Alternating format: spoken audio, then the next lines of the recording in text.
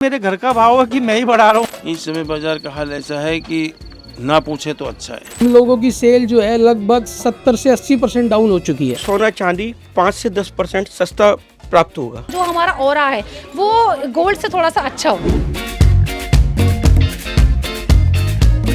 Budget 2026 आने को है और इसका सीधा असर पड़ेगा आम लोगों की जेब पर, खासकर सोने चांदी पर, जिसके दाम पहले ही ऑल टाइम हाई को टच कर चुके हैं।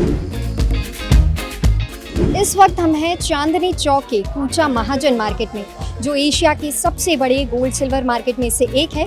ये एक होलसेल बुलियन मार्केट है। तो चलिए जानते हैं सोने चांदी के खरीदारों से कि बजट से उन्हें क्या उम्मीद है। बुलियन जो है, इस शब्द का क्या मतलब होता है? रॉ सिल्वर, रॉ गोल्ड, जो मतलब प्योर 100% सिल्वर कॉइन्स, सिल्वर की रॉड, सिल्वर की ईंट, वो बुलियन होती है। गोल्ड सिल्वर का इन दिनों प्राइस काफी ज्यादा हाई हो चुका है। बुलियन मार्केट में क्या हाल है? ये ट्रम्प साहब की जो देन है, इनकी वजह से क्या गोल्ड के प्राइस रुक ही नहीं रहे और ना रुकेंगे। बुलियन की बात करें तो लोगों का इन्वेस्टमेंट सिल्वर में बहुत ज़्यादा है, गोल्ड में उसके मुकाबले कम है। बजट 2026 आने को है, ऐसे में एज अ शॉपकीपर आप क्या एक्सपेक्ट करते हो कि निर्मला सीतारमण जी के पिटारे से क्या कुछ निकले जो गोल्ड सिल्वर के लिहाज से लोगों तक आसानी से पहुंच सके? हमारा जो रुपया डेप्रिशिएट हो रहा है डे बाई डे, उससे हमारा हर इंपोर्ट महंगा होता जा रहा है। इसको गवर्नमेंट को थोड़ा सा संभालना चाहिए।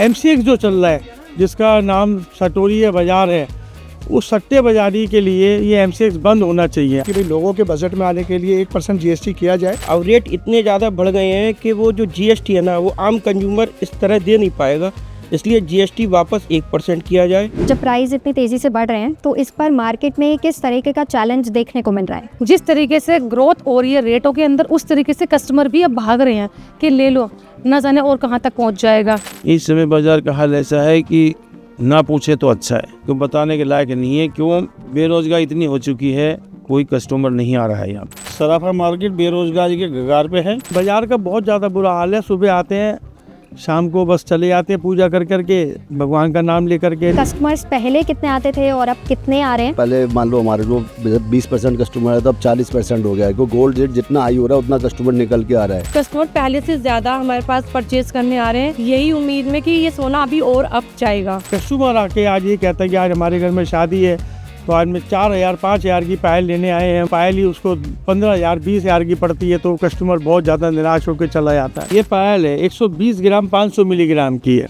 जब 1 लाख का भाव था उस समय पायल 9600 रुपये की बैठती थी, और आज ये 39,000 रुपये की पायल बैठ रही है। कौन से वो टॉप सेक्टर्स होंगे जिसका असर गोल्ड सिल्वर के प्राइस पर भी देखने को मिल सकता है? गोल्ड सिल्वर के प्राइस पे कभी भी देखने को किसी का इफेक्ट नहीं पड़ता। हमारा तो डायरेक्टली एक अपना ही सेक्टर है। जितनी तेजी बाहर नहीं आई है, जितना हमारा रुपया डेप्रिशिएट होने की वजह से हमारी दोनों मेटल्स महंगी हुई।